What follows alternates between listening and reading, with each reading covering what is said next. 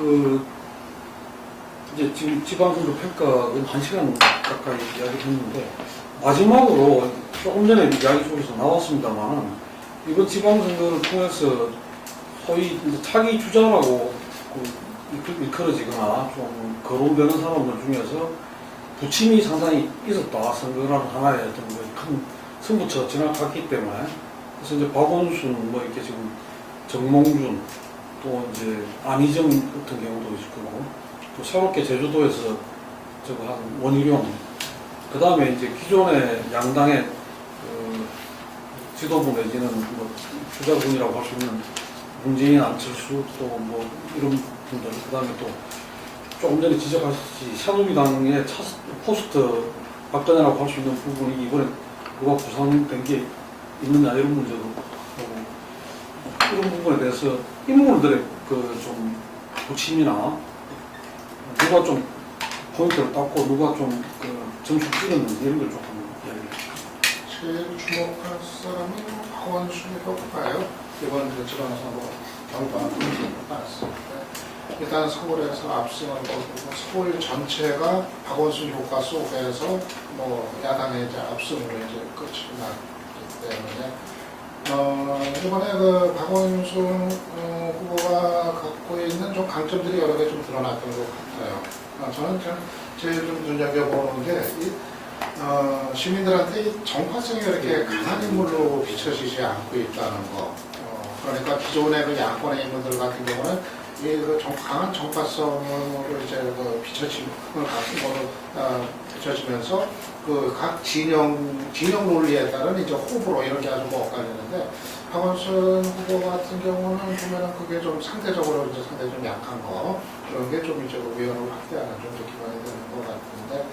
앞으로 저는 그 야권의 이제 차기 주자로, 2017년 부상할까는 상당히 될 가능성이 높다고 이렇게 봐요. 이렇게 보면 큰 틀에서 이렇게 보면은 결국은 그 새정치연합, 야권 내의 어떤 차기 주자 경쟁의 과정이, 선출의 과정이 문재인 또 안철수 또 박원순까지 이제 포함이 된 이런 이제 그 구조 속에서 그 속에서 뭐 공존을 하고 이제 경쟁을 하면서 각자의 에너지들을 이제 보존하는 위해서 결국은 이제 가장 이제 그 승리에 관한 정권 교체 가능성이 높은 인물로 결과가 이제 결론을 내려지는 아마 그런 수순으로 갈 가능성이 좀 대단히 커진 거 아닐까 그래서 그렇게. 박원순 시장에 대한 평가는 전 요 생각 좀 다른 게 이번에 물론 뭐 결과적으로는 앞서만 했는데 그게 이제 정몽준 박원순과 캠핑 과정에서 상당히 좀 정책을 이뤘다고 보는 것이 명확한 의제 설정을 잘 못했고 도입 문제도 저는 경제적 호기심이 컸었는데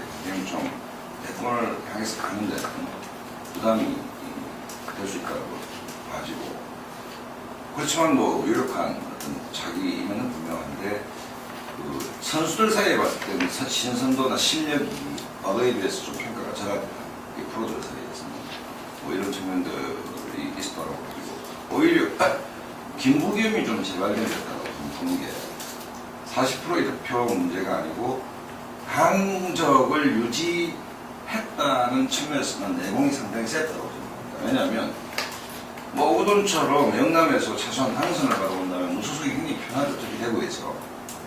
그런데 새정치민주연합이라는 당간판을 끝까지 고수를 했고 그 다음에 굉장히 선전을 했고 그 다음에 보수층으로부터의 어떤 안티라는 측면이 약하기 때문에 난 그 세 분에서 김부겸이 좀 포함돼야 되지 않느냐. 그러니까 이번에 김부겸이 굉장히 정치적으로 그와 지구도 이기는 선거를 했다. 근데 만약 탈당을 해버리고 무소속으로 가서 40한 5%, 6%를 받는 것과 야당 당적을 견고하게 유지하면서 캠페인을 했다는 이 여러 약간의 차이가 나는 굉장히 큰 그거로 좀 바뀔 거다. 그렇기 때문에 과거 지난번 국회 나왔을 때보다 떨어질 때보다 이번 시장 도전을 하면서 공력이 좀 더 세진 게 아닌가 하는 느낌이 있기 때문에 세 사람에다가 플러스 1로 김부겸을 좀 포함시켜야 된다. 이래 가지고 나는 이 마지막에 막 그 캠핑한 거 보고 좀 실망을 했는데 당적을 유지한 거는 뭐 그렇게 산 사람들은 그 당적을 못 바꾸지 그거는. 2년 전에 뭐 자리 갖고 출마까지 했는데. 네. 그런데 이번에 마지막에 그 박정희 마케팅 이어서 박근혜 마케팅까지 하는 걸 보고 좀 이건 아니다. 이게 그 예를 들어서 대구라는 어떤 이 특수성을 충분히 이해하더라도 그러면 그게 선거에 이기기 위해서 예를 들면 그러는 건지 본인의 그 이렇게 정치 철학 자체가 예를 들면은 이제 박정희와 화해 그리고 혹은 박근혜와의 협력이 필요한 시기라고 본인이 판단하는 건가? 나는 그 부분을 분명히 이렇게 했어야 된다고 보여지고, 만약에 후자라면은 이제 박근혜와 박정희와 화해하고 박근혜 협력을 해야만이 이 대한민국이 제대로 간다고 생각했다면은 많은 지금 이제 이 야권의 어떤 흐름하고는 조금 차이가 있다, 그거는. 그런 측면에서 본인이 대선 주자로 뜬다는 것도 뭐냐면은 어떤 이 여야의 어떤 대표성을 가져야 안 되겠어요? 나 그런 측면에서 마지막에 조금 이렇게 좀 아쉬웠다, 이렇게. 그 점은 저는 두 분 생각하고 좀 다른 게, 안철수가 과연 이 야권의 그 대표 선수로 앞으로 또 대권 주자로 거론될 만큼 이번 선거 과정을 거치면서 뚜렷한 자기 가치나 지향이나 또 어떤 그런 리더십을 보여준 게 있느냐, 그 점에 대해서 저는 대단히 좀 아니다. 그러고 아까 그 안철수하고 그 정몽준 두 사람이 제일 피해를 봤다고 했는데, 저는 본인이 피해본 게 아니고 본인의 어떤 드러나지 않았던 전번 어떤 재보궐선거에서는 어쨌든 감춰져 있던 실력이 완전히 이번에 됐다. 그렇죠. 그런 과정 속에서 가장 문제는 대중의 아까 말씀하셨듯이 이 세월호 참사라는 어떤 그런 대중적 분노가 있음에도 불구하고 야권 지도부가 그걸 어쨌든 응부를 힘도 없으면서 그런 상황을 타고 넘어가면서 그걸 어떤 도도한 큰 흐름으로 그러면서 어떤 그런 자기들도 반성하면서도 그걸 흐름을 더 확장시키고 이게 큰 힘으로 만들어가는 걸 하려고 하기보다는 자기 몸을 주체를 못해가고 떠내려갈까 싶어가지고 버둥버둥거리면서 거꾸로 여당에 가해지는 그것조차도 거꾸로 막으려고 하는 그런 현상을 보였기 때문에 저 사람이 과연 우리 편이냐, 그리고 이게 저 사람이 야권을 앞에서 끌어갈 만한 뭐가 있느냐, 뒤에 따라오지도 못하는 수준 아니냐, 이런 그걸 너무 강해졌다고 보거든요. 그런 점에서 저는 과연 안철수를 앞으로 계속 야권의 어떤 대권 주자 반열에 놓을 수 있느냐, 그 점에 대해서 좀 그 부분은 동의하는데, 주관님 판단을 동의하는데, 일단 광주 시민들이 정치적 사망 선고를 내린 건 아니잖아요. 그러니까 안철수가 대권의 내공이 있느냐는 회의적이지만 여러 명이 경쟁해라, 여기서 안을 완전히 죽여버리면 안 된다는 판단이기 때문에 그 중에 한 명은 있지만 과거처럼 압도적인 현상의 주인공으로서는 이미 퇴색되어 버렸다, 이렇게 보는 것이고, 대권반대 여야가 또 한 가지를 좀 주목해야 된다는 게 당 지지도를 견인하느냐. 예를 들어서 그런 면에서 보면, 그러니까 지금 야당 단체장들이 굉장히 고전을 했던 이유 중에 하나가 정당 지지도가 너무 낮았던 거 아닙니까? 그러면 결국 개인기로 풀어갈 수밖에 없는 것인데 박원순 씨는 잘했고, 그 다음에 안희정이도 역시 좀 주목의 대상이다. 그러니까 충남에서 새정치민주연합의 정당 지지도가 새누리당에서 훨씬 반 정도밖에 안 됐음에도 불구하고 4년 도정을 했고 거의 개인기로 뚫어내는 재선을, 그런 면에서 봤을 때 잠룡으로서는 야권 내에서는 안희정도 좀 주목이 돼야 되고 김부겸도 좀 주목이 돼야 되고, 그러니까 안철수를 그런 형식의 한 사람을 놓는다면, 그렇기 때문에 오히려 지방선을 거치면서 사기로 경쟁할 수 있는 자원들이 지금 야권에서 좀 많아졌다, 이런 얘기입니다. 많아졌고. 근데 그 점에 제가 한 가지 좀 질문을 하고 싶은 게, 이번에 이제 교육감 선거에서 이 보수 쪽이 보여줬던 여러 가지 선거를 망치는 행태들이 좀 있었잖아요. 맥상이 있어요. 그러고 또 정몽준 서울시장 후보 경우에도 어떻게 저렇게 하나 이렇게 싶을 정도로 이렇게 좀 심한 어떤 그런 다프레이가 나왔는데, 과거의 여권 지도부 같으면 그런 부분에 대해서 뭔가 컨트롤을 해냈지 않겠느냐, 그런 생각이 드는데, 이번에는 당의 역할, 이렇게 새누리당이 과거에 어떤 선거를 아주 잘 치른 어떤 그로서의 당의 약간 이런 부분에서는 제대로 제가 작동했는지 이렇게 좀. 그 이상 신호가 어디서 나왔냐면 김황식을 표현이 그렇습니다만 완전히 찐따로 만드는 장면에서 정치관이 공백이 된 그걸 여실히 본 거거든요. 쉽게 말해서 누군가는 불러냈는데 AS는 그냥 케어가 전혀 안 됐습니다. 경선 과정에서. 그러면서 상당히 괜찮은 양질의 여권의 자원을 거의 그냥 일회용 데일밴드처럼 소모품으로 써버리고 날려버렸거든요. 그러니까 새누리당이 아까 처음에 모두에 말씀드렸듯이 7.14 전당대회가 대단히 중요한데 BH의 어떤 정무적 기능이 마비된 상태고 거의 지금 제로인 상태고 심지어 어떤 얘기까지 나오는가 하면 7.14 전대에서 뭐 청와대가 정치에 개입하느냐 이런 차원이 아니고 청와대의 입장이 사라져버렸다는 것이고 그 다음에 예를 들어 친박의 주자라고 하는 분들도 BH 도움을 기대할 수가 없는 그러니까 주관님이 아주 예리하게 본 게 뭔가 새누리당의 어떤 당내의 권력 진공 상태 그리고 그의 어떤 그러니까 제가 옛날 대선 때 한 마리 여왕벌과 150마리의 뇌가 없는 일벌의 구조가 놀라울 정도로 정착돼가는 자기 사고를 못 해내는 정당이 네. 그리고 역동성이 굉장히 떨어져가는 그러니까 이 문제를 과연 전당대회랑 축제인데 이 에너지를 통해서 완전히 극복을 해내야 되는데 이번 선거가 이렇게 결론이 났기 때문에 그 가능성이 지극히 낮아 보인다는데 새누리당이 암담함이 있다 전적으로. 리더가 뭐 문재인, 안철수 등등의 사람들이 팀플레이를 통해서 서로 성장해가면서 자기 정권 교체를 지향한다 라는 생각이 저는 좀 동의하지 않습니다. 이런 사람들이 차기 대권의 가능성이 리더 후보로서 남아있는 한 그들 중에서 한 명이 성장해갖고 되기를 기다리고 있는 한 현재 새정치 민주화라고 그대로 정체된 문제가 갈 수밖에 없다. 그래서 뭔가 탈바꿈을 기대하는 쪽으로 가는 게 바람직하지 않아서 개인적인 그런 생각이고요. 그 다음에 박상원 박사가 지적했던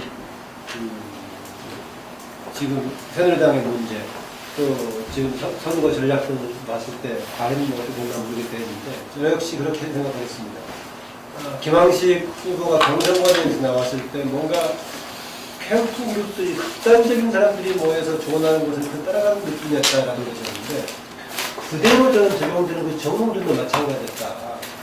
마치 박원순을 박원순 군이 모여서 그걸 향한 캠페인을 만드는 것에 집중해가지고 결국은 정몽준이 가지고 있는 장점이 다 사라져버린 그래서 뭐 짭짤한 네거티브라든가 아니면은 저걸 아주 나쁜 빨갱이로 모으는 그런 프레임을 짠 그러다 보니까 좀 뭔가 미래지향적인 가능성이 전혀 보이지 않는 것이었다. 이게 그러니까 당에서 공조직이 제가 움직이는 것보다는 보수 그룹, 외곽 그룹에서의 뭔가 조금 강경 그룹에 있는 애들이 최근에 그 새누리당 그거에 정치 게임에서 개입하면서 참모로서 역할하는 느낌이 있다는 그런 생각을 받았습니다. 그분도 있습니다. 아니, 저는 하여간에 이번에 그 인물평에서 가지고는 아버지보다 난 아들 없다. 이런 이야기가 있는데, 정주영 이 회장이 지난 92년대 14대 대선에 나와서 아파트 반값 공약이라든지 뭔가 이 남북 관계에 획기적인 경무고속도로 곡선하다든지 뭐 이런 부분들을 우리가 그 당시에 아마 선거 실무팀 팀장, 계획팀장 역할을 하면서 초원복지를 피해야겠다. 뭐 정몽준 의원이 이런 이야기도 있고 그랬었는데 이번에 본인이 나왔던 2002년 대선이라든지 뭐 지난 2012년도에 하다가만 뭐 그런 부분들에 대해서는 국민들이 별 인식이 없고 이번에 서울시장 선거에서 비로소 이제 대중적인 선거를 갖다가 했는데 이게 처음에도 물론 하니 많이 하다가 뭐 이렇게 시작을 했지만 그러다 보니 그런 건가 어쨌든 국민들한테 남는 게 이 금방 정말 네거티브라도 확실한 네거티브 예를 들면 선입불만 이런 부분들이 아니라 찌질한 네거티브라고 표현을 하셨는데 그래서 가장 마이너스 된 분이다 이 생각이 들고 아마 새롭게 지금 대권 주자 1위를 막 하고 있잖아요. 예를 들면은 그럼 세월호 참사 전에 터놓은 지금까지 유지가 되어 왔는데 오늘 내일 조사 나오면 어떻게 될지 모르겠어요. 현미터 조사하면 맞는가 봐. 그래서 어떻게 여기갖고 그래 나왔지. 하여간 뭐 앞으로 이렇게 좀 상당한 좀 기간이 좀 필요하지 않겠는가 이게 회복하려면은 이런 생각이 좀 들고 그것이 뭐 또 약이 될 수도 있겠다 이런 생각이 드는데 본인이 본래 하려고 했던 그런 이 왜 재벌이 뭐 이렇게 이 정치도 이렇게 이렇게 하려고 하느냐 대권도 잡으려고 하느냐 뭐 이런 부분들에 대해서 맞서서 본인이 서민을 중산층으로 만들겠다 하는 뭐 이런 부분들이 또 자기의 필요성 이런 걸 이야기했던 부분들이 서울시장 선거에서 좀 보였어야 되는데 그런 부분들이 뭐 거의 대비 속에서는 없는 가운데서 치러지고 또 완패했다는 이런 부분들이 상당히 좀 오래 갈 것 같다 이런 거고요. 안철수는 어쨌든 간에 이번에 한 기회를 한 번 더 준 거고 예를 들면은 본인이 이 부분들을 아까 우리 유 박사께서는 뭐 제 신임 묻는 뭐 이런 건데 저는 뭐 우리 정치사에서 제 신임 묻는 게 별로 없었고 실제로 그 제 신임 묻는 자체가 뭐 이렇게 이 국민들이나 이렇게 당원들이 볼 때 이렇게 뭐 이렇게 제대로 된 어떤 정치 과정 속에서 제 신임 물은 적은 별로 없었던 것 같아요. 제가 보기에는 제 기억 속에서는 제 신임이 어떤 그걸 채취했어. 역사적으로 본다면은. 그래서 저는 제 신임은 아닌 것 같고, 예. 그래서 겸하게 이번 그 지도부는 예를 들면은 세월호 참사에서 보여준 민심을 갖다가 어쨌든 제대로 자기들이 못 받아낸 부분들에 대해서 저는 책임을 통감하면서 내려놓는 것이 맞고 그 속에서 저는 새롭게 주어진 기회를 통해서 거듭나야 된다. 뭐 이번에 뭐 당권 가지고 한들 그게 뭐 다음 이 대권하고 무슨 직접적인 관계가 있겠어. 그래서 저는 그런 부분 속에서 한 번 더 이제 정말로 이제 진짜 이 정치인이 됐다. 이게 그러면서 해야 되는데 이제 정치인이 됐는데 그거에서 대표의 위치에서 어떤 뭘 판단하고 결정하고 해나가야 되니까 굉장히 부담스러울 수밖에 없다. 이런 이야기고. 그런 면에서 안희정, 예를 들면 남경필, 그리고 원희룡, 뭐, 이번에 강단체장에, 뭐, 재선된 안희정은 말할 것도 없고, 남경필과 원희룡도 드디어 자기들의 어떤 용꿈을 펼칠 수 있는 어떤, 그거가 마련됐다. 이런 점에서 제가 볼 때는 원래 용꿈을 생각했던 친구들이기 때문에 아마 굉장히 좀 다이내미컬하게 도정을 갖다가 운영해 나갈 것이다. 기존에 우리가 강력단체장을 하면은 각원화가 돼버리면은 이 중앙정치 무대에서는 사라지잖아요. 대부분 이게 우리 언론의 문제 뭐 여러 가지도 있지만 사라지는데 이 김문수 지사가 늘 그걸 가지고서 심플레인을 하고 했지만 저는 좀 상당히 다를 것이다. 남경필과 원희룡 뭐 이제는 안희정도 이제 4년간 거의 사라졌지만 자기 지역에서 다시 한 번 더 책임을 받은 이상 앞으로의 어떤 도정들은 이 새 젊은 용들은 상당히 다를 거고 그게 이제 이 홍준표 지사 같은 경우도 덧붙여가지고 아마 자기의 용꿈을 펼쳐나가는 과정을 갖다가 유감없이 발휘할 것이다 이렇게 봅니다. 그래서 아마 이전에 우리가 봐왔던 도백들이 가까이 돼가지고, 예를 들면은 어떤 자기들의 여러 가지 시나리오 속에서, 언론의 주목 속에서 됐던 것과 달리 좀 일찍, 예를 들면은 이제는 우리 가버너들이 대권에 도전하는 행보들이 상당히 도정의 운영과 함께 벌어질 거는 저는 그건 상당히 바람직하다. 이렇게, 뭐 홍준표 지사를 거론한 것은 혹시 고객과 독자를 고려해서 한번 하실까요? 독자와 고객을 고려해서 사과에 따진다고 만나는 거예요.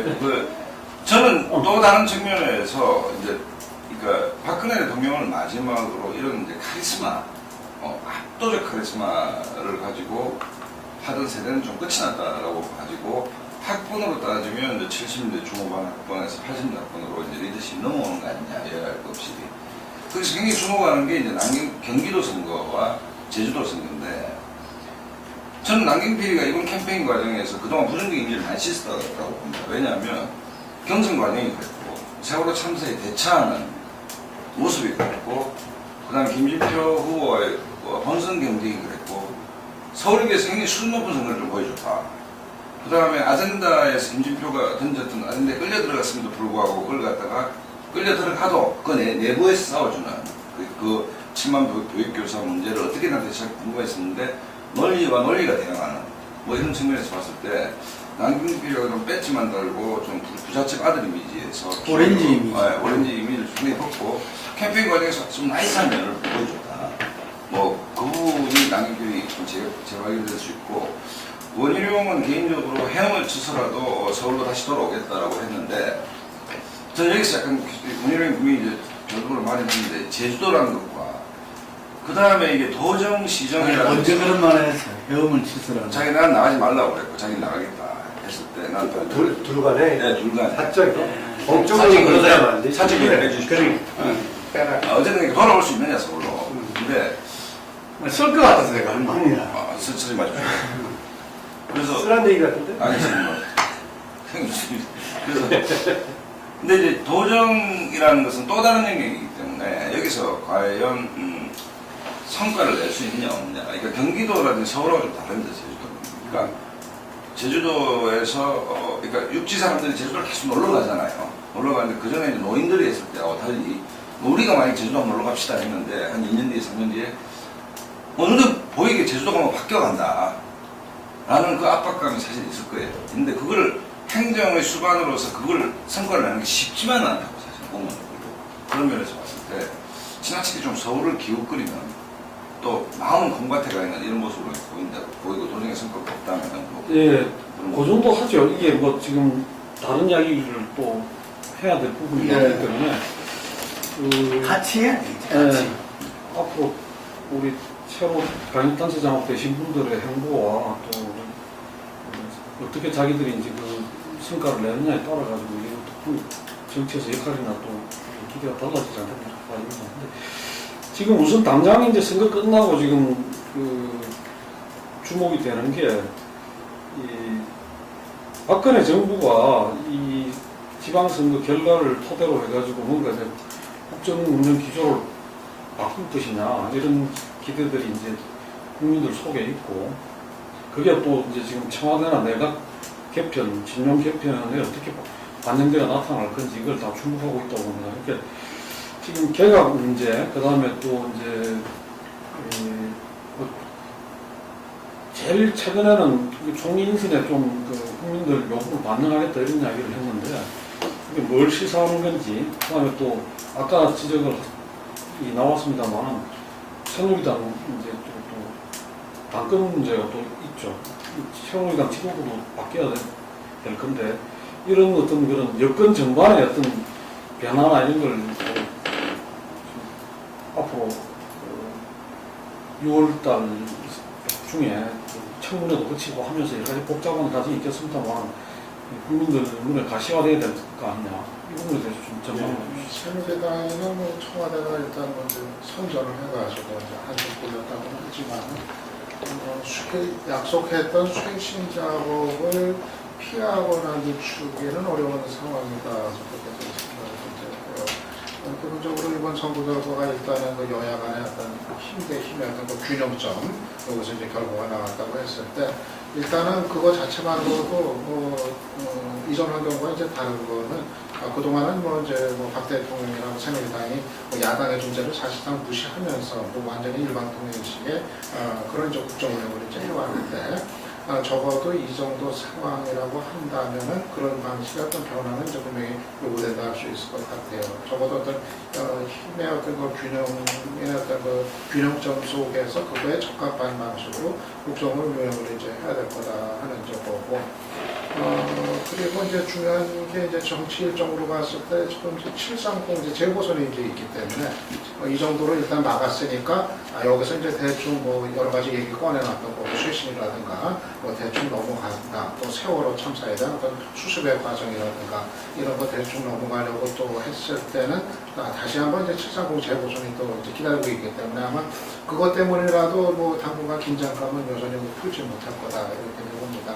그렇게 보면은 뭐 예정됐던 공언을 했었던 일련의 어떤 쇄신 작업들 이런 거는 뭐 기본적인 어떤 수준은 뭐 유지가 뭐 되는 상황을 뭐 요구받고 있는 거 아닐까 생각이 들고 결국은 그 어떤 일련의 이제 쇄신 작업의 어떤 진정성이라든가 그 강도 이런 것이 이제 그 길게 보면은 2016년 이제 총선이라는 진짜 이제 큰 판이 뭐 기다리고 있기 때문에 아마 결국은 그거를 이제 내다보면서 이제 뭐 가게 되는 뭐 그런 과정 아니냐는 거죠. 네. 저는 그 선거가 미친 육사 지방선거가 미친 영향은 육사 지방선거라는 행사가 지나갔다는 것일 뿐이지 박근혜 대통령의 이후의 국정운영 방향은 전혀 변수가 아니다라고 원래 가지고 있던 생각대로 그대로 갈 것이다.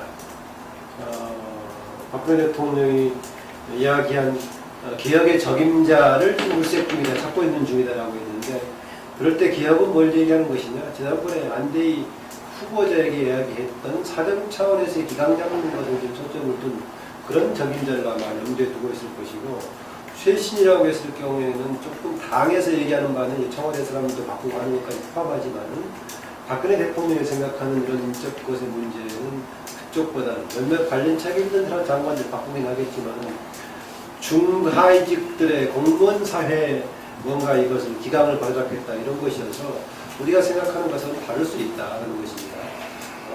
더구나 지금 선거가 이렇게 어정쩡하게 여당으로서 끝났기 때문에 박근혜 대통령에 대한 아주 패배해가지고 앞내를 가는 것도 아니고 더 자랑스럽게 뭐 돼가지고 가는 것도 아니어서 아주 어정쩡한 상황이다. 그럼에도 불구하고 시간적으로 봤을 때 역시 정당이라는 것이 아무리 청와대보다는 어떤 정당이든 간에 여론에 민감할 수밖에 없다. 박근혜 대통령이 변하지 않고 이 스타일대로 계속 간다면 어떤 식인가 새누리당하고 당하고 박근혜 대통령하고는 조금 유리가 생길 수가 없다. 그것이 불안을 낳게 될 것이고 그것은 박근혜 정부를 위해서 바람직하지 않은 방향으로 갈 여지가 있다. 과연 그러면은 박근혜 대통령이 그러지 않는 방향으로 가기를 저는 기대를 하고 희망하는데 그동안에 해왔던 패턴을 보자면은 그렇게 좀 바뀔 것 같지는 않아서 조금 걱정이 되긴 합니다. 예. 최근에 안보실장이면 거 보면 그런 우려도 뭐 크게 들리지 않다. 조금 구분할 생각이 약간 좀 말씀하실 때 지금 총리, 국정원장, 비서실장, 당대표 이런 분들의 좀 뭐 하마평이나 내지는 혹시 거론되고 있는 사람들이 어떤 분들이 있는지 좀 말씀해 주세요. 전체적인 흐름은 지방선거 이렇게 결과가 났기 때문에 이른바 야권에서 제기하는 전면적 쇄신으로 가기는 힘들 것이다. 또 하나는 뭐냐면 어쨌든 국정운영을 책임지고 있기 때문에 총리 후보만 하더라도 흔히 지금 거명된 누구를 하더라도 국민들이 악할 수 있는 뭐 그런 카드는 현실적으로 없지 않습니까? 또 청문이라는 게 또 있는 것이고 또 현재 청문 제도 하에서 과연 뭐 그런 사람을 발굴할 수 있으면 또 살아남을 수 있을 것인가 뭐 이렇게 봤을 때는 현실적인 어려움도 있다. 다만 이제 김한흠 원장님 말씀에 포괄적으로 좀 어떤 기조라는 측면에서는 그런 기조가 맞을 것이다 라고 저도 이제 그렇게 예측을 하고 구체적으로 말씀을 드리면 아까 그 안보실장이 얘기했는데 세월호 이전에 박근혜 대통령의 지지도를 한번 환기해 볼 필요가 있다고 좋았거든요. 특히 이 대북정책 문제는 국민의 많은 지지를 받고 있는 상태였기 때문에 남북관계에 대한 기조를 바꿀 생각은 별로 없을 것이다. 그게 이제 김관진 실장 임명으로서 드러났다고 보고 다만 이제 어느 정도 이제 개각과 청와대 개편은 보통 스스로 약속한 부분이기 때문에 새로 채워지는 것이 초기 내각처럼 그야말로 그냥 범생이 스타일 공무원들로 그냥 쭉 갈 것인지 아니면 당의 요청을 수용하는 형태로 좀 전문적인 판단 능력을 갖춘 사람이 되어 들어갈 것인지는 좀 지켜봐야 된다. 그런 가능성도 있다고 보고 대중들이 별 주목을 하진 않지만 굉장히 큰 선거가 사실은 여권 내에서는 7일 전당대회입니다. 전당대회인데 이 부분은 지금 뭐 딱 두 분이죠. 이제 김우성 의원하고 서청원 의원인데, 만약에 이제 서청원 의원이 당 대표가 된다면 당청 관계는 굉장히 겉으로 보면 안정적이지만 큰 변화와 각이 잡히는 것을 기대할 수는 없겠죠. 예를 들어서. 그러니까 당청 관계가 굉장히 협력적이면서도 긴장하는 이런 관계는 안 갈 겁니다. 근데 김무성 의원이 만약에 당대표가 된다면 김무성 의원이 당연히 뭐 그렇다고 해서 대통령이 무조건 각을 잡고 절대 그러지는 않을 것 같아요. 그러니까 왜냐하면 박근혜 정부가 선동돼야 자기도 뭐 찾기가 있는데, 하지만 긴장은 불가피하다. 그러니까 두 사람 중 누가 대표가 되더라도 당청 관계에 대해서 기본적인 협력적 틀은 유지를 하겠지만 긴장도에서는 서청원 대표가 됐을 때는 편격이 떨어질 것이고 김무성 의원이 됐을 때는 굉장히 긴장도가 높아질 거다. 서청원이 되면 황우여 투가 된다 그런 얘기를 아까 말대로.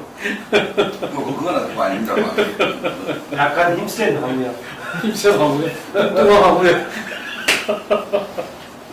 아니 그건 좀 빼주세요. 그거 아닙니다. 그건 주관님 말씀하시죠. 그래. 주관님 이름을 했습니다. 앞뒤로 막아서는 안 돼. 이게 괜히 회의했다가 내가 지금. 아니. 뭐, 어쨌든 간에 그런 건데, 그 부분이 지금 당내에 많은 전문가들 예측 부르다는 얘기거든요.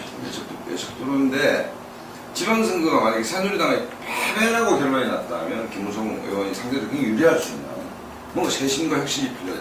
근데 상황이 너무 어중간하게 났었는데, 특히 수도권에 두 번서 승리하는 바람에 과연 김무성 의원의 쇄신, 그러니까 김무성 의원이 어디면 뭐라 하더라도 김무성이 대표가 돼야겠다는 얘기 자체는 당원들이 봤을 때는 청와대하고 각이 잡힌다고 보는 거 아닙니까? 그걸 원할 것인지 아니면 안정감 있는 당청 관계를 원할 것인지인데, 김무성 의원으로 봤을 때는 굉장히 안 좋은 조건에서 출발할 수밖에 없다. 그러니까 새누리당이 지금 그 의원들의 구성에 내려봤을 때 과연 그 에너지를 내부에서 이끌어낼 수 있느냐, 저는 좀 부정적으로 봅니다. 그렇다고 본다면 7.14 전당대회는 그 서청원 의원 상대적으로 유리한 환경이 조성됐다. 일단 이렇게. 근데 아까 그 마지막에 그 새누리당에서 먼저 바꾸겠습니다. 근데 뭘 바꾸겠다는 말도 없이 막 그런 말씀을 하셨잖아요. 근데 저는 이번 선거 결과가 그 새누리당의 제가 만약에 컨설팅을 한다면 참 그 깝깝하다.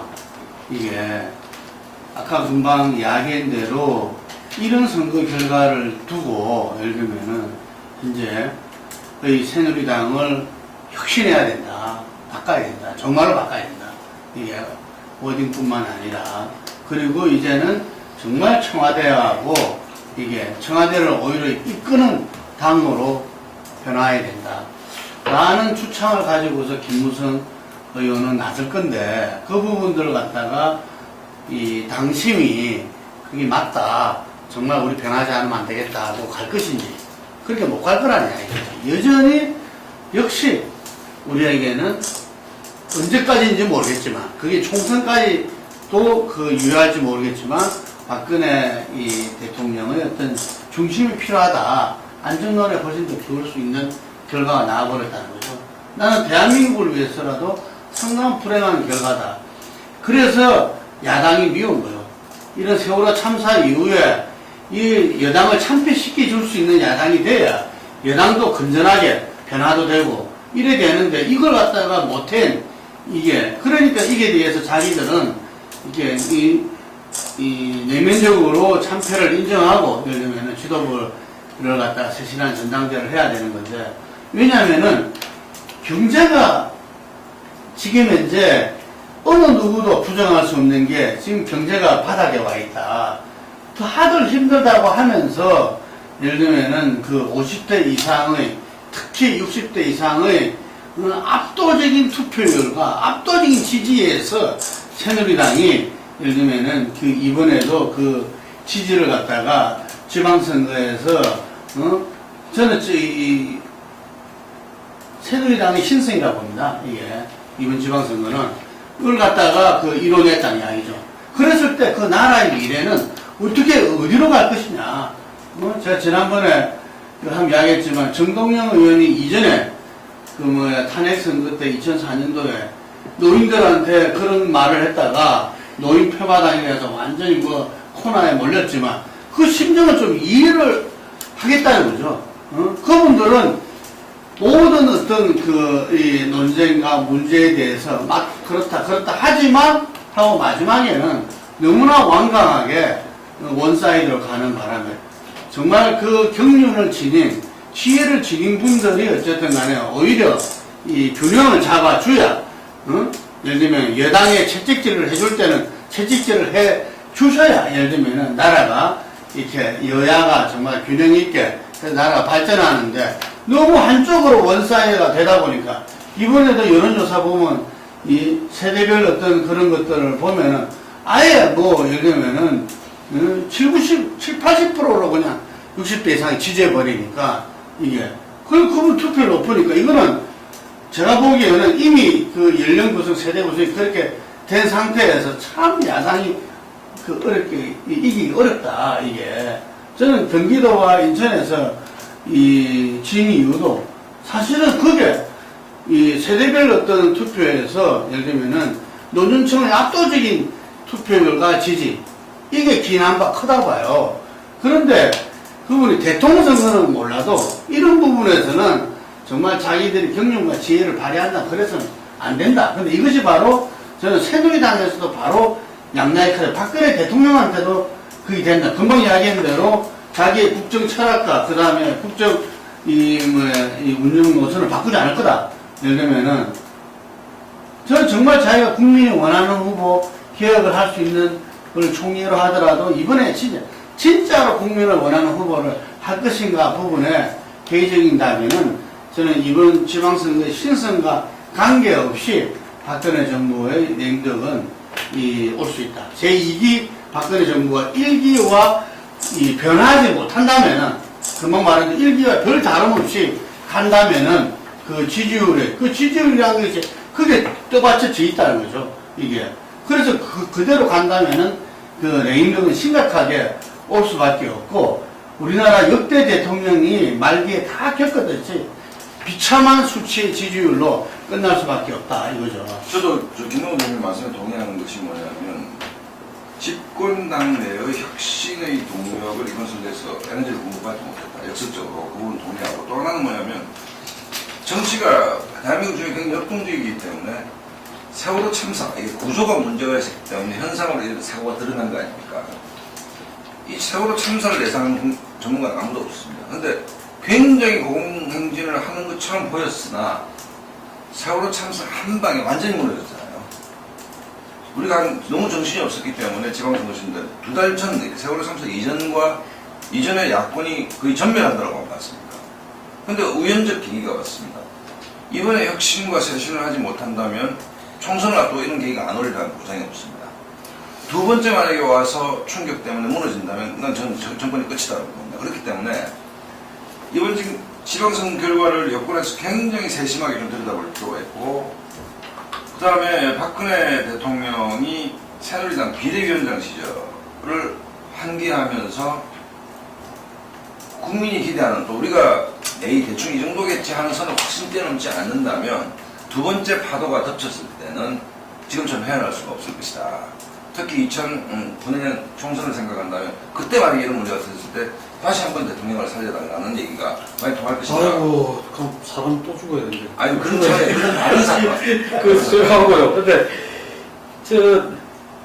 사실은 밖으로 이제 내세우는 총리가 어떻게 바뀌는 누구로 되는다는 것도 중요하지만 조금 전에 말씀하셨던 대통령 국정 운영 기조라든가 어떤 최신의 의지 이런 거는 사실은 국정원장을 어떤 사람을 갖다 놓느냐 그 부분하고 비서실장을 바꿀 거냐 안 바꿀 거냐 그 두 가지가 오히려 사람들 관심이 있는 대목 아니겠느냐 그런 점에서 어떻게 할지 참 좀 지켜봐야 될 것 같다 그 생각이 들고요. 저는 지금 여야나 마찬가지라고 봅니다. 이번 선거가 애매하고 그랬기 때문에 여대로 이걸 우리가 이겼다고 수도권에 두고도 했고 그래도 우리 텃밭 지켜냈고 뭐 등등 해가지고 이겼다고 이야기하는 순간부터 그게 자기들한테 질곡이 되고 앞으로 나아가지 못하게 만드는 요인이 될 거다. 그리고 야도 또 마찬가지다. 그러면 여도 다 지지 않았다 하는데 결국은 국민만 쓴 꼬라지가 된다고 해요. 사람은 이렇게 죽고 이렇게 그거 했는데 지금 사람들이 투표 끝나고 나서 뭐랄까요, 야권 지지층들은 대단한 허탈감이 있어요. 이렇게밖에 못하냐, 제대로 심판하지 못하고 정말 쪽팔리고 죽은 애들, 희생자들 생각하더라도 너무 이게 한다 이런 생각들을 많이 한다고요. 야당 지도부를 엄청나게 지금 정오심 같은 게 막 일어나고 있는 그런 상황. 그 상황을 직시하고 내 탓이요. 우리가 정말 잘못했어. 제대로 민심에 다가가지 못했어. 야당이 하지 않는다면 그런 야당을 더 이상 용납하겠느냐. 그 점하고 여당도 또 마찬가지다. 여당이 뭘 잘해가지고 막판에 지방선거라고 그거 하면 안 된다 했다가 대통령 살려달라고 그 다리를 치고 코미디 아닙니까? 그렇게 해가지고 안 졌다. 우리가 이겼다. 그렇기 때문에 이대로 간다. 그래가지고 얼마나 국민들을 더 허탈하게 만들고 더 이런 그 속에 몰아야 되나. 그런 점에서 저는 여야 공이 이번 선거 결과에 대해서 먼저 내 탓이오 하고 더 깊이 머리 숙이고 반성하고 가는 자세고 다가가는 쪽이 그나마 저할 거다. 그러니까 똑같은 주원님 말씀대로 똑같은 숙제를 양당이 부여받았다고 봅니다. 지금 저는 부여받았는데 대통령에게 쇄신 요구를 끊임없이 하고 계시잖아요.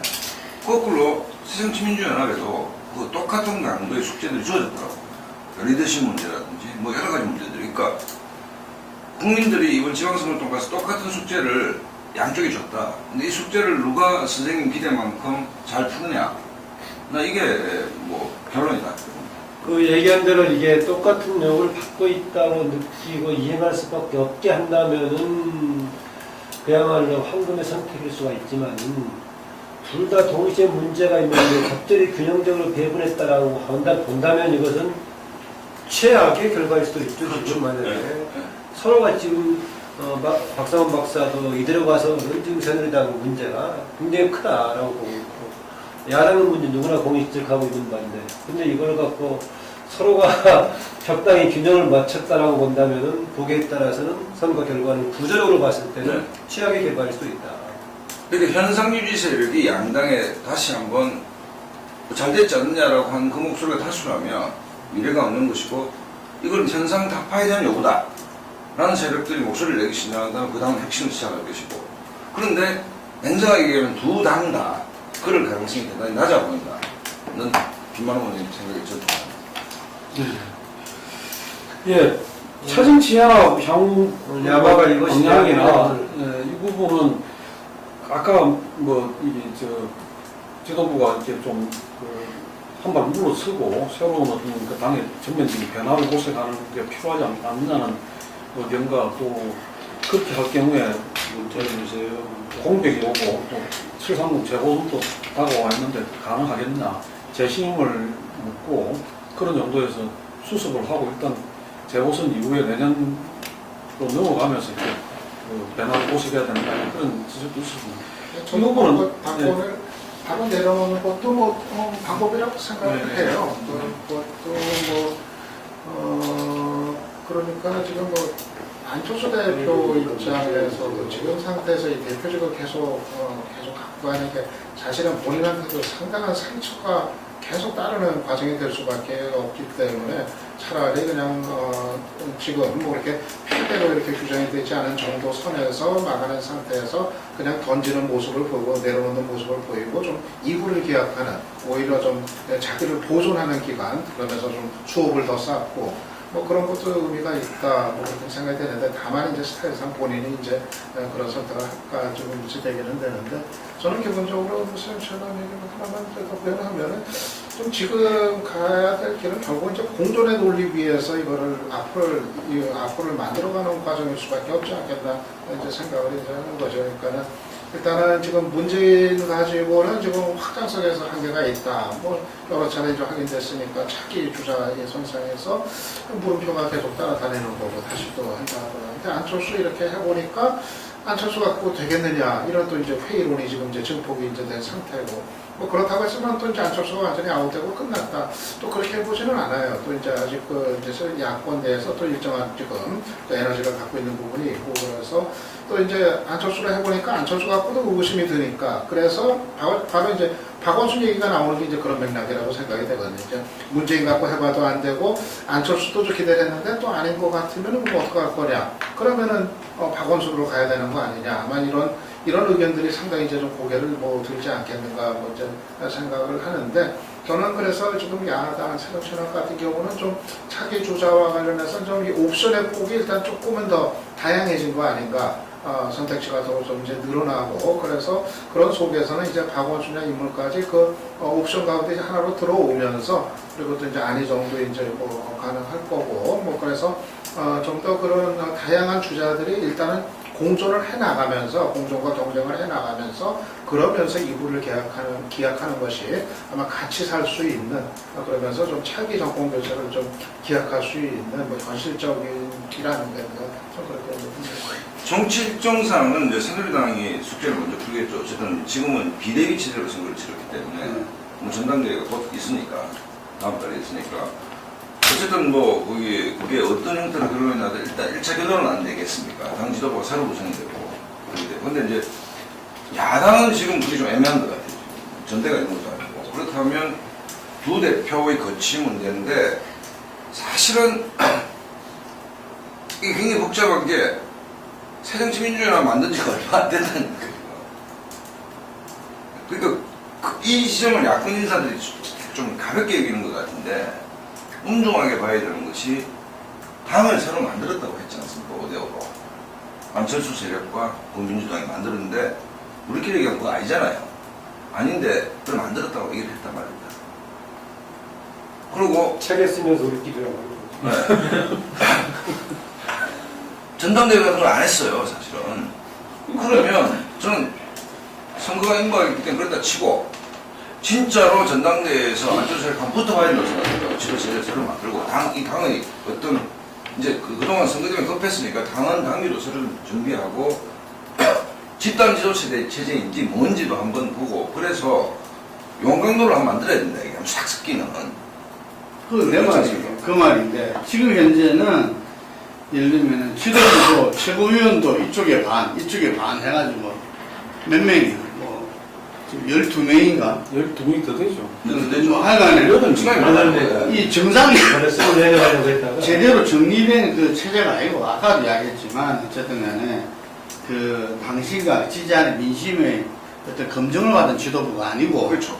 그리고 지금 내려놓는다고 혼란이 뭐 있을 또 전혀 없을 겁니다. 왜냐하면은 이미 그 국회에는 원내대표는 지금 뽑혀 있고 그리고 이쪽 당도 새누리당도 이렇게 전당대회를 7월 14일 하기 때문에 2달 동안 어수선할 거고 한 달 이상 그럼 이쪽에서도 내나 같이 보통 그런 것이 양당이 일정이 이루어지지 아무 문제 없기 때문에 안 하면 오히려 더 이상하다는 거죠. 제 이야기는 안 하면은 그때 급조해놓은 그 지도부를 가지고서 이번 선거가 좀 이렇게 균형 잡혔다 완편 아니다 이래가지고 그냥 넘어가려고 하면 안 된다는 거죠. 그래서 이 부분들이 먼저 아까 이야기한 대로 먼저 이 김한길 대표와 그 안철수 대표 양 공동 대표가 먼저 그런 부분들을 이야기하고 하는 것이 차후를 봐서라도 본인들한테도 필요하고 당을 위해서라도 정말 그건 필요하다. 메타시아를 하면서 나서는 게. 아까 너무 길어진다고 해서 그 말 한 번 더 하고 싶은데 내 탓이 나온 김에요. 아까 제가 그 윤장현 지금 당선자가 그동안 이렇게 여러분들에게 어려운 선택을 하게 만들어서 죄송합니다라는 말을 해야 되는데 지금 광주시민의 위대한 선택 얘기하는 거 잘못했다 그런 지적이 있는데 마찬가지로 저는 안철수 공동대표나 김한길 대표까지도 이런 그 전략공천 과정에서 이렇게 돼가지고 시민들에게 상당히 고민스러운 선택을 하게 만들었던 점 사과드립니다 정도로 하는 게 좀 맞지 않나라고 봅니다. 그래야 아니 세월호 바로- 참사 민심을 못 받아낸 글쎄요. 부분들에 대해서 그건 자기들은 자세히 그걸 해야 되는 그게 정리가 안 되니까 어제 그게 못 놓은 거야. 지금 그 개표장에 상황실에 상황실. 예, 그러니까 뭐 지금 아무리 이야기해봐도 새정치민주연합이라는 당 자체가 지금 상당히 급조되고 정돈이 안 된 상태로 지방선거를 치른 게 사실이죠. 각 지역마다 막 양쪽에 공동위원장 체제로 다 해놨고 그러다 보니까 그 선거를 치르면서 협조가 이루어지기보다는 뭐 전혀 이상한 그런 모습들이 보이고 뭐 선거 과정에서 여러 가지 말들이 많습니다. 근데 이게 어떻게 좀 틀어내고 또 새로 좀 정돈해가지고 제대로 된 당으로 탈바꿈 할 거냐.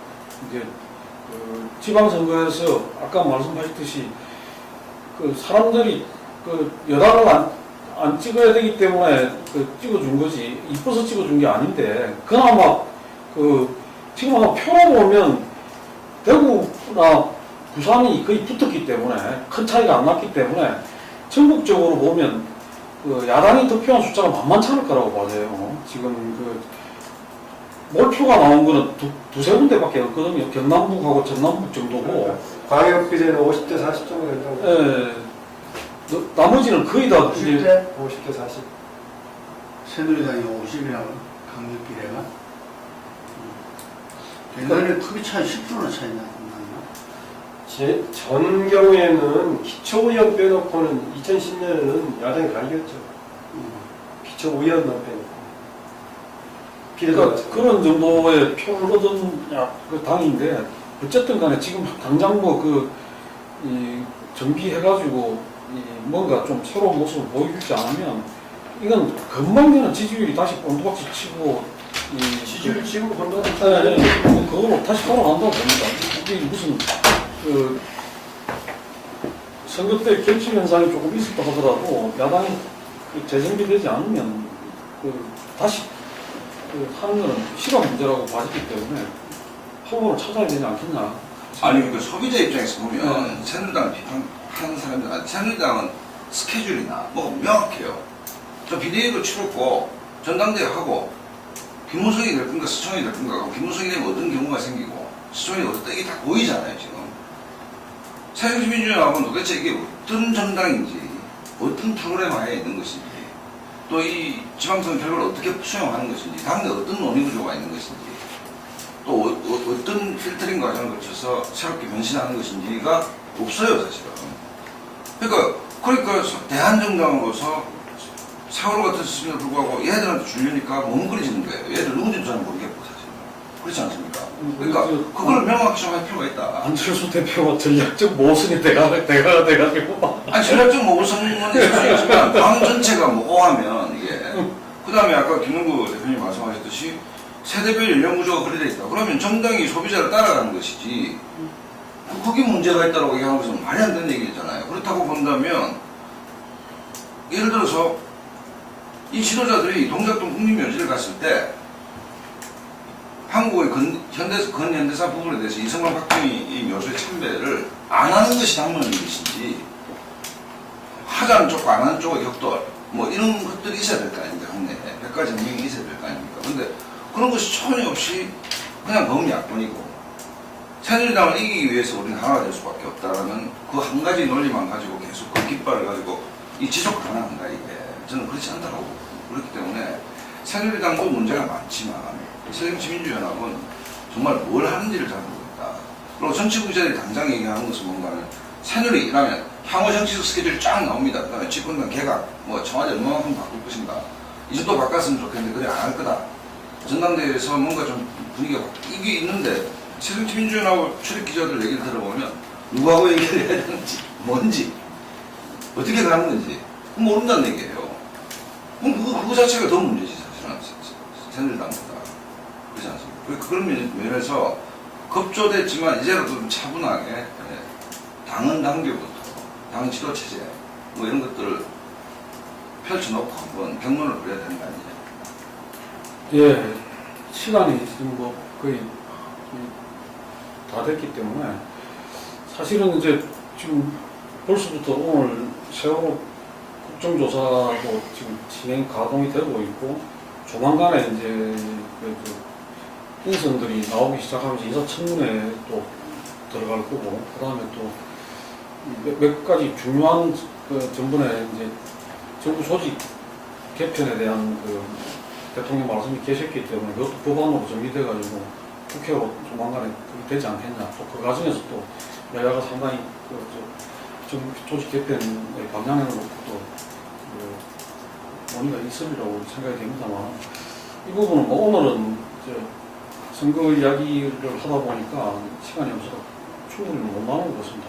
지금 6월 전국에서 진행이 되고 또 하나 이제 우리가 앞으로 그거 해야 될 게 아까 이야기 나왔습니다만 이 전당대회가 또 새누리당에 있고 730 재호선이 또 조만간 다가옵니다.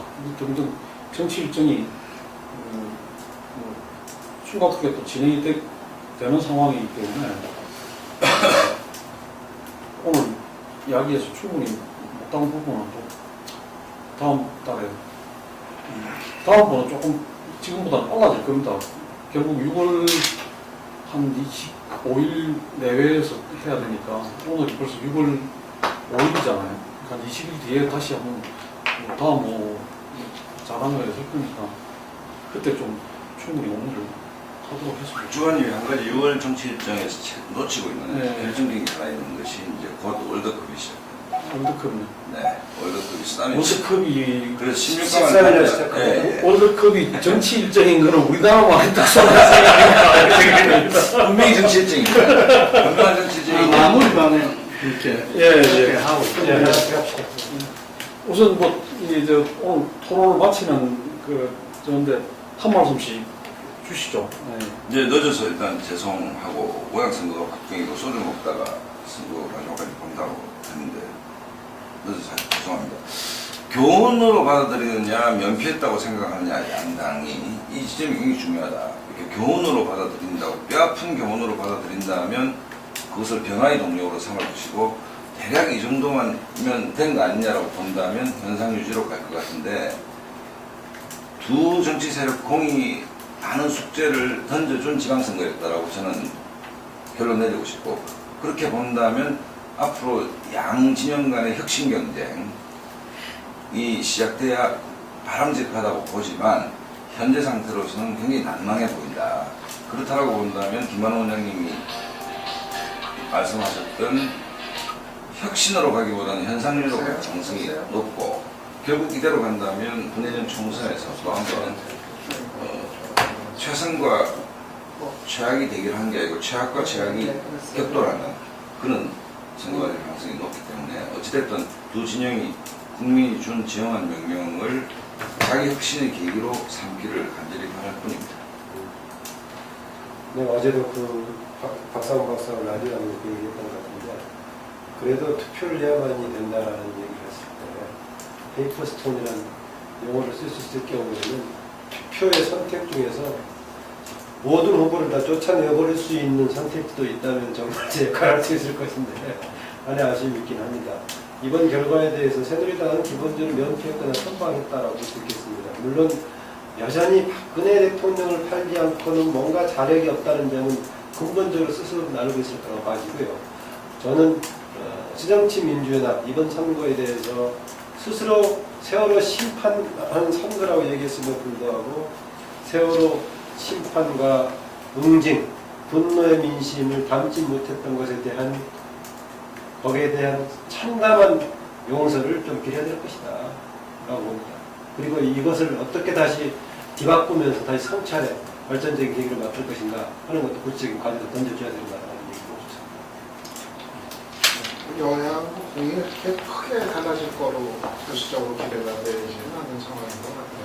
아까 이런 혁신 경쟁이라는 게 사실 이제 위기가 닥쳤을 때 이제 혁신 경쟁에 나서게 되는 건데 일단 이제 지금의 상황에서 기본적으로 박근혜 대통령의 국정용 방식이 특별히 달라질 것 같지 않고 아마 기존의 방식을 뭐 이제 이름만 바꾸고 사람만 바꾸는 선에서 기존의 방식을 뭐 그대로 뭐 이용하지 않을까 예상이 되고, 야당 같은 경우도 정치학 같은 경우도 글쎄 내부적인 능력을 뭐또 면접하게 이렇게 봤을 때 과연 선도적인 어떤 신 이런 거를 좀 끌고 나갈 그런 이제 가능성이 좀 크지는 않아 보이는데, 아무튼 좀 교착 상태, 현상 유지의 교착 상태가 유지된 이후에서 좀 더 그 위기가 좀 다시 또 닥치는 상황이 된다면 그때 뒤늦게 이제 또 그런 분위기가 형성되지 않을까 싶고, 그리고 어떻게 보면은 국민들의 어떤 선택이라고 하는 것이 지금 차기 총선으로 2010년 총선으로 이제 좀 넘어가 버린 거 아닌가, 그때로 좀 미뤄진 거 아닌가, 그렇게 생각이 듭니다. 이번 지방선거 결과가 예를 들면 대한민국 호라호의 어떤 위기 속에서 벌어졌는데, 과연 그 위기 극복을 해낼 수 있는 결과인지, 또 그 결과임을 양 정치 세력이 어쨌든 양장 체제의 굳건함을 또다시 보여줬기 때문에 양 정치 세력이 그것을 인식하고 해나갈 건지에 대해서는 상당히 좀 회의적으로 이렇게 바라보지만, 어쨌든 정치가 문제를 풀지 않으면 안 되기 때문에 양 정치 세력들이 이번 지방선거에 나타난 민심을 겸허하게 받아들이면서 이 집권 여당, 정부 여당은 어떤 국정 운영의 쇄신을, 그리고 이렇게 야당은 좀 야당다운 야당으로서 면모를 일신하고 제대로 정부 여당을 견제하고 국민의 어떤 민심을 받아내도록 이 양쪽 다 정말 이 변화하는 어떤 우리나라 정치 세력이 되길 바랍니다. 예.